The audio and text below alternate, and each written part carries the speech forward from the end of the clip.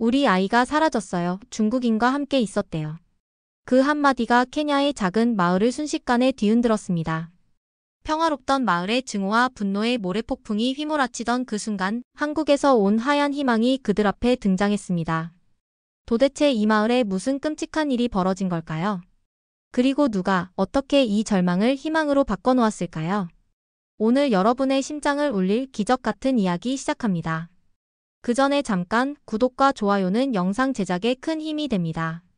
안녕하세요. 아프리카에서 NGO 활동을 하고 있는 말이라고 합니다. 저는 원래 독일 프랑크푸르트의 한 대형 병원에서 간호사로 일했어요. 안정적인 직장이었지만 저에게는 반드시 해야 할 일이 있었습니다. 제가 10살 때였어요. 제 동생 루카스가 급성 폐혈증으로 세상을 떠났거든요. 불과 일주일 사이에 벌어진 일이었습니다. 월요일까지만 해도 멀쩡하게 축구를 하며 뛰어놀던 동생이 화요일 아침부터 갑자기 고열에 시달리더니 수요일에는 병원으로 실려갔고 그 다음 주 월요일에 숨을 거뒀어요. 그때의 기억은 지금도 생생합니다. 하얀 병실, 기계음들, 그리고 절망에 빠진 부모님의 모습.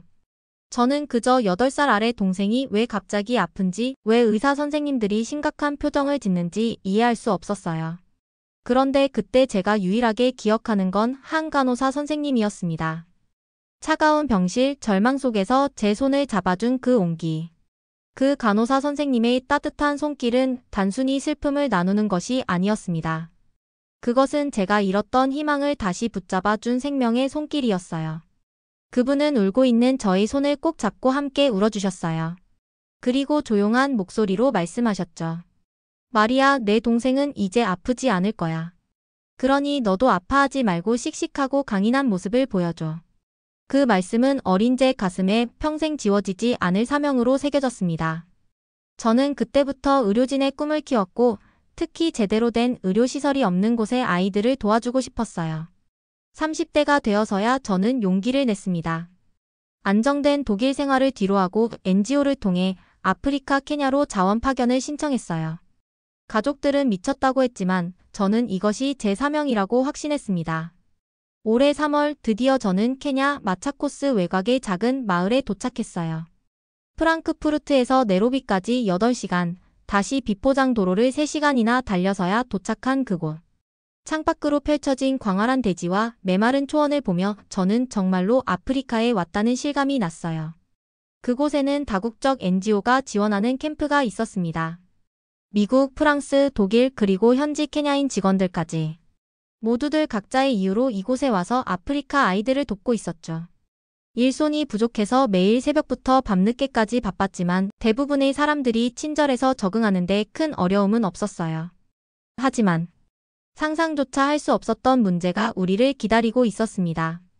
바로 중국에서 온 리우라는 남자였어요. 30대 초반으로 보이는 그는 도착 첫날부터 모든 사람들과 불필요한 마찰을 일으키며 캠프 분위기를 망쳐놓았죠. 이런 식으로 일하면 언제 성과가 나겠어요? 중국에서는 훨씬 효율적으로 해요. 리우는 기존 시스템을 무시하고 자기 마음대로 일을 진행했어요. 물자 배분도 제멋대로 현지 주민들과의 약속도 지키지 않았죠. 심지어 마을 어른들이 목숨처럼 소중히 여기는 신성한 장소에 무단 침입해 허락도 없이 드론으로 촬영을 감행하다가 마을 전체가 발칵 뒤집히는 대형 소동이 벌어진 적도 있었어요. 그런데 더 큰 문제는 리우가 데리고 온 개였어요. 마침 주인처럼 리우의 개는 여기저기 소변을 보고 쓰레기를 뒤지고 심지어 아이들이 놀고 있을 때 갑자기 달려가서 놀라게 하곤 했어요. 주인과 똑같이 통제 불능이었죠. 저는 그 개를 볼 때마다 온몸이 경직됐습니다. 사실 저는 원래 개를 정말 무서워했어요. 그게 다 제가 10살, 루카스가 8살이던 때 있었던 일 때문이에요. 어느 날 동생이랑 집 앞 공원에서 놀고 있었는데 갑자기 이웃집에서 키우던 큰 핏불이 나타난 거예요. 그 핏불이 갑자기 루카스를 향해 달려들었어요. 동생은 너무 놀라서 그 자리에 주저앉아 울기만 했죠. 저도 동생을 지키려고 앞에 나서긴 했는데 그 개가 으르렁거리면서 이빨을 드러내는 걸 보니까 다리가 덜덜 떨리더라고요. 다행히 그때 마침 지나가던 어른이 있어서 개를 쫓아내줬어요. 큰일은 안 났지만 그날 이후로 저는 개만 보면 그때의 무서웠던 기억이 떠올라서 항상 겁이 났어요. 게다가 동생을 제대로 지켜주지 못했다는 죄책감까지 더해져서 더 힘들었죠. 그 일이 있고 몇 달 뒤에 루카스가 폐혈증으로 세상을 떠났거든요. 2번이나 동생을 지켜주지 못한 게 아직도 마음에 남아있어요. 그래서 리우의 개가 아이들 주변을 어슬렁거릴 때마다 저는 마음이 조마조마했어요. 혹시 아이들이 다치는 건 아닐까 하는 걱정에 잠도 제대로 못 잤죠. 캠프 분위기는 날로 악화되어 갔어요. 리우의 독단적인 행동과 그의 개 때문에 현지 주민들까지 불만을 표하기 시작했어요. 마을 어른들은 아이들에게 캠프에 가지 말라고 당부할 정도였죠. 저는 속으로 생각했어요. 이런 식으로는 안 되는데. 우리가 도우러 온 건데 오히려 피해만 주는 거 아닌가? 절망과 혼란 속에서 저는 이제 더 이상 버틸 수 없을지도 모른다고 생각했습니다. 그때만 해도 저는 몰랐어요. 불과 일주일 후 이 모든 절망을 단숨에 바꿔놓을 상상조차 할 수 없는 기적이 찾아올 줄은요. 일주일 후 한국 구호단체가 이곳 지원을 시작하게 되어 한국인들이 새롭게 합류했어요. 저는 그때까지 한국에 대해 잘 몰랐어요. 아시아의 어딘가에 있는 나라 정도로만 생각했죠. 하지만 그들이 도착하는 순간 캠프 전체가 달라졌습니다. 첫 번째로 놀란 건 그들의 준비성이었어요. 한국인들은 오자마자 체계적으로 업무를 파악하고 현지 상황에 맞는 계획을 세우더라고요. 리우처럼 기존 시스템을 무시하는 게 아니라 더 나은 방향으로 발전시키려고 노력했어요. 안녕하세요. 저희가 도움이 될 수 있는 부분이 있으면 언제든 말씀해주세요. 한국팀의 리더 격인 도현 씨가 저에게 인사를 건넬 때 저는 그의 따뜻한 미소에 깜짝 놀랐어요. 30대 후반으로 보이는 그는 스마트하면서도 겸손했어요. 영어도 유창했고 무엇보다 진심이 느껴졌죠. 독일에서 오셨다고 들었어요. 간호사 일이 얼마나 힘든지 알고 있습니다. 정말 존경스러워요. 도현 씨의 말에 저는 뭔가 뭉클했어요. 그동안 리우 때문에 스트레스를 받으며 지냈는데 이렇게 따뜻하게 인정받으니 마음이 녹는 것 같았어요. 한국인들의 성실함은 정말 대단했어요. 새벽 6시부터 밤 10시까지 쉬는 시간도 아끼며 일했어요. 그런데 그들은 결코 혼자만 열심히 하지 않았어요. 현지 직원들과도 적극적으로 소통하며 함께 일하려고 노력했죠. 케냐 말로 고맙다가 뭐예요? 아산테? 아산테. 도현 씨가 케냐 직원들에게 열심히 현지 언어를 배우는 모습을 보며 저는 감동했어요. 언어가 통하지 않아도 몸짓과 표정만으로 완벽하게 소통하는 모습이 마치 마법 같았죠. 그런데 정말 놀라운 건 따로 있었어요. 도현 씨가 데리고 온 개였어요. 하얀 진돗개. 이름은 백구라고 했어요. 처음 백구를 봤을 때 저는 또 긴장했어요. 또 다른 말썽꾸러기가 오는 건 아닌가 하는 생각이 들었거든요. 하지만 백구는 리우의 개와는 완전히 달랐어요. 백구는 조용했어요. 불필요하게 짖지도 않았고 함부로 돌아다니지도 않았어요. 도현 씨 곁에 얌전히 앉아서 주변을 살피는 모습이 마치 경비견 같았죠. 더 놀라운 건 아이들과의 관계였어요. 마을 아이들이 백구에게 다가가면 백구는 몸을 낮춰서 아이들 눈높이에 맞춰줬어요. 그리고 아이들이 무서워하지 않도록 천천히 부드럽게 다가갔죠. 와, 예뻐요. 하얀 강아지. 키프라라는 8살 소년이 백구를 보며 환호성을 질렀어요. 백구는 키프라의 손길을 받으며 꼬리를 살랑살랑 흔들었어요. 그 모습을 보며 아이들도 하나둘씩 백구 주변으로 모여들었죠. 하지만 저는 여전히 긴장했어요. 아무리 온순해 보여도 개는 개였으니까요. 예상치 못한 상황에서 아이들을 다치게 할 수도 있다는 생각에 백구를 지켜봤어요. 그런데 며칠 후 정말 놀라운 일이 벌어졌습니다. 제가 무거운 의료용품 상자를 옮기고 있었어요. 약 20kg 정도 되는 상자였는데 계단을 내려가다가 실수로 놓쳐버렸어요. 상자가 떨어지면서 안에 있던 주사기, 거즈, 소독약 등이 여기저기 흩어졌죠. 아, 정말. 저는 한숨을 쉬며 무릎을 꿇고 물건들을 주워 담기 시작했어요. 그런데 갑자기 뭔가가 제 옆에 나타났어요. 백구였어요. 백구는 제 옆에 조용히 앉더니 입에 거즈 포장지를 물고 제게 가져다 줬어요. 그리고 다시 다른 물건을 주워와서 제 앞에 놓았죠. 백구야. 고마워. 저는 놀라서 백구를 바라봤어요. 백구는 마치 당연하다는 듯이 계속해서 물건들을 주워와 줬어요. 심지어 작은 주사기까지 조심스럽게 입에 물고 와서는 제 손에 살며시 놓아줬어요. 그 순간 저는 소름이 돋았어요. 이게는 정말 특별했어요. 며칠 후에는 더 놀라운 일이 있었어요. 제가 차 열쇠를 잃어버린 거예요. 의료용품을 실어 나르는 차의 열쇠였는데 어디에 떨어뜨렸는지 도무지 찾을 수가 없었어요. 캠프 전체가 나서서 열쇠를 찾았지만 소용이 없었어요. 저는 점점 초조해졌죠. 내일 다른 마을로 의료 지원을 나가야 하는데 차를 움직일 수 없다면 큰 문제였거든요. 도대체 어디에 떨어뜨렸을까? 저는 머리를 감싸며 좌절하고 있었어요.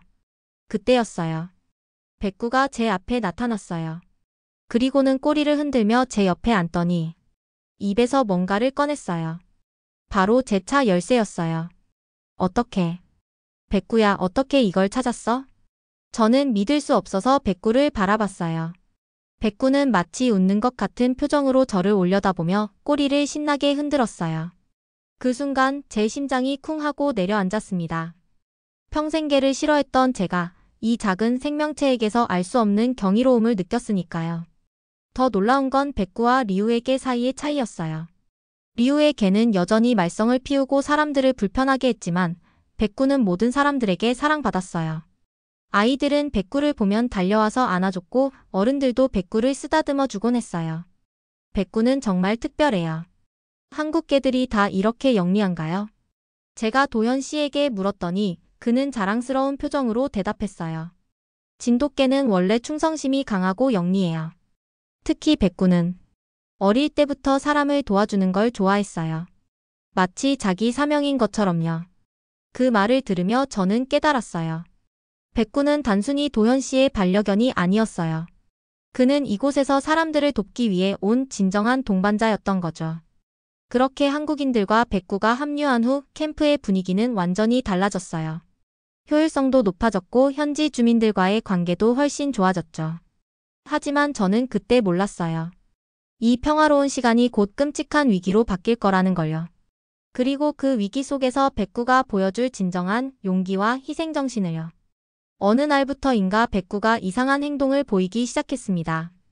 평소에는 얌전하던 백구가 자꾸 숲 쪽을 바라보며 낑낑거렸어요. 털을 곤두세우고 경계하는 자세를 취하기도 했죠. 특히 리우가 나타날 때마다 백구는 경계하는 듯한 자세를 취했어요. 어느 날 저녁, 백구가 또 숲 쪽으로 달려가려고 하는 걸 보고 저는 호기심이 생겼어요. 혹시 뭔가 위험한 게 있나 싶어서 백구를 따라가 봤죠. 백구는 마치 무언가를 추적하는 것처럼 코를 킁킁거리며 일정한 방향으로 향했어요. 그런데 숲 입구에서 도현 씨와 마주쳤습니다. 도현 씨도 백구의 이상한 행동을 눈치챈 모양이었어요. 백구가 요즘 이상해요. 뭔가를 계속 경계하는 것 같아서요. 도현 씨가 조용히 말했어요. 그의 목소리에는 걱정이 섞여 있었죠. 혹시 야생동물이 근처에 있는 건 아닐까요? 제가 물었더니 도현 씨는 고개를 저었습니다. 백구는 보통 야생동물보다는 특정 사람을 더 경계해요. 특히 아이들에게 해를 끼칠 수 있는 사람들을요. 저는 그 말을 듣는 순간 온몸에 소름이 돋았습니다. 백구가 경계하는 사람이 누구인지 제 머릿속에는 섬뜩할 정도로 명확한 그림이 그려졌거든요. 백구는 단순히 개가 아니었습니다. 마치 미래를 예견하는 듯한 경이로운 지각 능력을 가진 존재였습니다. 진돗개는 원래 그런 능력이 있나요? 제가 궁금해서 물었더니 도현 씨가 잠시 백구를 바라보더니 말했어요. 백구의 할아버지, 할머니 개들도 모두 진돗개였어요. 대대로 이어진 순수한 혈통이죠. 진돗개는 원래 주인과 가족을 지키는 본능이 강하고 위험을 감지하는 능력도 뛰어나요. 특히 백구는 좀 특별해요. 도현 씨의 말에는 백구에 대한 무한한 신뢰가 담겨 있었어요. 그리고 저도 점점 백구의 특별함을 느끼고 있었죠. 그날 밤 저는 단 한숨도 잠들 수 없었습니다. 제 가슴을 짓누르는 불길한 예감은 곧 아프리카의 광활한 대지를 피로 물들일 끔찍한 비극의 서막이었으니까요. 며칠 후 제가 우려했던 일이 현실이 되었습니다. 마을의 8살 소년 키프라가 사라진 거예요. 키프라는 평소 활발하고 호기심이 많은 아이였어요. 동그란 눈망울과 하얀 이빨을 드러내며 웃는 모습이 정말 사랑스러웠죠. 어머니를 도와 물을 길어오거나 염소를 돌보는 일을 성실히 했고 캠프에 올 때마다 저희에게 달려와 안기곤 했어요. 그런데 그날 오후부터 갑자기 보이지 않았습니다. 점심 먹고 나서 친구들과 놀러 나간다고 했는데 저녁이 되어도 돌아오지 않는 거예요. 키프라의 어머니 아냐는 점점 불안해했어요. 케냐의 시간 개념이 좀 느긋한 편이긴 하지만 키프라는 평소에 해지기 전에는 반드시 집에 돌아오는 아이였거든요. 키프라, 키프라. 아냐의 절규하는 목소리가 마을 전체에 울려 퍼졌어요. 마을 사람들이 모두 나서서 아이를 찾기 시작했습니다. 저희 캠프 직원들도 수색에 참여했죠. 하지만 해가 지기 시작하는데도 키프라는 나타나지 않았습니다. 아프리카의 밤은 정말 위험해요. 하이에나, 표범, 심지어 사자까지도 활동하는 시간이거든요. 특히 이 지역은 야생동물들이 물을 찾아 자주 내려오는 곳이어서 더욱 걱정이 되었어요. 그때 한 마을 주민이 충격적인 증언을 했어요. 오늘 오후에 키프라가 중국 사람과 함께 숲 쪽으로 가는 걸 봤어요. 중국 사람이 키프라에게 뭔가 보여주겠다고 하면서 손을 잡고 가더라고요. 모든 시선이 리우에게 쏠렸습니다. 리우는 당황한 기색을 보이며 변명하기 시작했어요. 아그. 아이가 예쁜 꽃을 보여달라고 해서 잠깐 같이 갔을 뿐이에요. 금지구역 가장자리까지만 갔다가 다시 돌아왔어요. 아이는 마을로 혼자 돌아간다고 했는데 설마 길을 잃었나요? 리우의 변명을 들으며 저는 끓어오르는 분노를 주체할 수 없었습니다. 그 위험한 지역 근처에 그것도 8살 아이를 혼자 두고 왔다고요? 아무리 호기심이 많은 키프라라도 혼자서는 절대 그 맹수들이 우글거리는 곳까지 가지 않았을 거예요. 리우의 거짓말은 너무나 명백했습니다. 리우 씨 도대체 무슨 생각이었어요? 아이를 그런 위험한 곳에 혼자 두고 온다는 게 말이 돼요. 마이클 캠프장이 화를 내며 말했지만 리우는 별로 심각하게 받아들이지 않는 것 같았어요. 바로 그때였습니다. 백구가 갑자기 큰 소리로 짖으며 숲으로 달려가기 시작한 거예요. 도현 씨가 재빨리 백구를 따라 뛰어갔고 저도 무의식적으로 그들을 따라갔습니다. 마이클과 다른 직원들도 손전등을 들고 우리를 따라왔어요. 숲속은 이미 어둠이 내리기 시작했어요. 아프리카의 밤은 정말 무섭습니다. 각종 야생동물들이 활동하기 시작하는 시간이거든요. 멀리서 들려오는 하이에나들의 웃음소리 같은 울음, 올빼미의 기괴한 소리, 그리고 어디선가 바스락거리는 풀벌레 소리들이 어우러져 소름 끼치는 교향곡을 연주하고 있었어요. 백구는 마치 정확한 목적지를 알고 있는 것처럼 한 방향으로 계속 달려갔어요. 저희는 숨을 헐떡이며 백구를 따라갔죠. 가시나무 가지에 옷이 찢어지고 돌부리에 걸려 넘어질 뻔한 적도 여러 번 있었어요. 그리고 약 20분을 더 가니 끔찍한 광경이 펼쳐졌습니다. 키프라는 작은 몸을 웅크리고 있었지만 그의 두 눈에는 세상의 모든 공포가 담겨 있었습니다. 소리조차 낼 수 없는 절망감에 파묻힌 채 그는 작은 어깨를 들썩이며 필사적으로 울음을 참고 있었죠. 그리고 그 주변에는 하이에나 3마리가 서서히 다가오고 있었어요. 아이는 겁에 질려 있었지만 본능적으로 소리를 내면 더 위험해진다는 걸 알고 있는 것 같았어요. 하이에나들은 이미 아이를 포위하기 시작했습니다. 그들의 눈이 어둠 속에서 불길하게 빛나고 있었어요. 입에서는 침을 흘리고 있었고 낮은 으르렁거리는 소리를 내며 점점 거리를 좁혀오고 있었죠. 저는 그 순간 다리에 힘이 풀려 주저앉고 말았습니다. 심장이 멎는 것 같았죠. 이 절망적인 상황에서 제가 할 수 있는 것이 아무것도 없다는 무력감에 휩싸였습니다. 어떻게 해야 할지 몰랐거든요. 도현 씨도 잠시 멈춰 섰습니다. 성급하게 다가가면 하이에나들이 더 공격적이 될 수 있었으니까요. 어떻게 하죠? 저희가 다가가면 아이가 더 위험해질 수도 있어요. 제가 떨리는 목소리로 말했지만 도현 씨는 아무 대답도 하지 않았어요. 그의 얼굴에는 극도의 긴장감이 역력했죠. 그런데 바로 그때 마치 번개처럼 어둠을 찢고 한 줄기 흰빛이 솟아올랐습니다. 그리고 믿을 수 없는 일이 벌어졌죠. 백구가 주저없이 하이에나들을 향해 달려간 거예요. 백구는 책으로 보면 하이에나보다 작았습니다.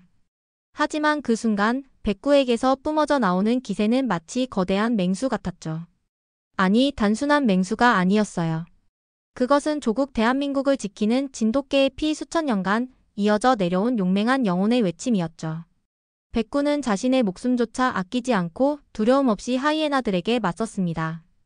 첫 번째 하이에나가 백구에게 달려들었지만 백구는 재빠르게 몸을 틀어 피했어요. 마치 춤을 추는 것처럼 우아하면서도 치명적인 움직임이었죠. 그리고 즉시 반격해서 그 하이에나의 뒷다리를 정확하게 물었어요. 하이에나가 예상치 못한 고통에 비명을 지르며 뒤로 물러났습니다. 두 번째 하이에나가 옆에서 공격해 왔어요. 하지만 백구는 이미 그걸 예상하고 있었던 것 같았습니다. 백구는 몸을 낮춰 하이에나의 공격을 피하고 그 순간을 노려 반격했어요. 그리고 그 순간 묵묵했던 도현 씨의 눈빛이 번뜩였습니다. 그는 번개처럼 큰 나뭇가지를 들고 하이에나들을 향해 포효했고 한치의 망설임도 없이 키프라에게 달려가 아이를 품에 안았어요. 백구의 용맹함과 도현 씨의 기지가 완벽한 조화를 이루는 순간이었습니다. 하지만 아직 위험은 끝나지 않았어요. 세 번째 하이에나가 도현 씨와 키프라를 향해 달려오고 있었거든요. 이 하이에나는 가장 크고 사나워 보였어요. 리더 같은 존재였죠. 바로 그때 백구가 몸을 날려 그 하이에나와 정면으로 부딪혔습니다.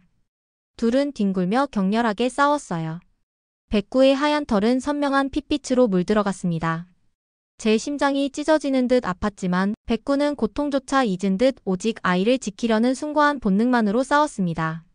그 광경을 보며 저는 온몸에 전율이 흘렀어요. 이것은 단순한 개와 야생동물의 싸움이 아니었습니다. 이것은 생명을 지키려는 숭고한 의지와 악한 본능 사이의 전쟁이었어요. 백구는 끝까지 물러서지 않았습니다. 하이에나가 더 크고 힘이 세다고 해도 백구에게는 포기라는 것이 없었어요. 마치 한국의 불굴의 정신을 보는 것 같았죠. 결국 하이에나들은 백구의 용맹함에 겁을 먹고 하나둘씩 숲속으로 사라져갔어요. 그들도 이런 용감한 개는 처음 본 것 같았죠. 싸움이 끝난 후 백구는 피투성이가 된 몸을 이끌고 키프라에게 비틀거리며 다가갔습니다. 그리고는 꼬리를 살며시 흔들며 마치 괜찮니?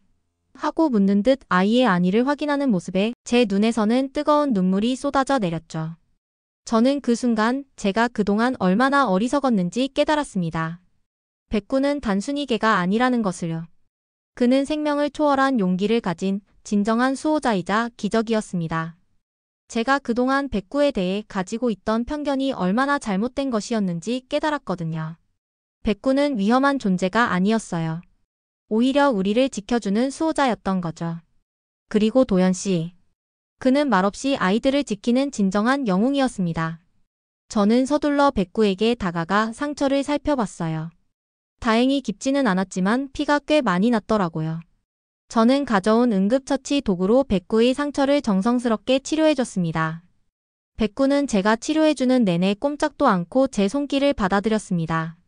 그의 깊은 눈빛 속에서 저는 맹수에게 맞서 싸운 영웅의 용기와 함께 저에 대한 무한한 신뢰를 느껴졌어요. 그 순간 제 마음속 깊이 백구와의 때려야 뗄 수 없는 진정한 유대감이 새겨졌습니다. 마치 저를 신뢰한다는 듯이요. 키프라는 도현 씨의 품에서 계속 울고 있었어요. 무서웠을 텐데도 용감하게 버텨낸 아이가 기특했죠. 아이의 작은 몸이 아직도 떨리고 있었지만 눈에는 생기가 돌아오고 있었어요. 고마워요, 백구야. 네가 우리를 구해줬어. 제가 백구의 머리를 쓰다듬으며 말했더니 백구가 제 손을 살짝 핥았어요. 그 따뜻한 감촉에 또 눈물이 났습니다. 이제야 저는 백구와 진정한 친구가 된 기분이었어요.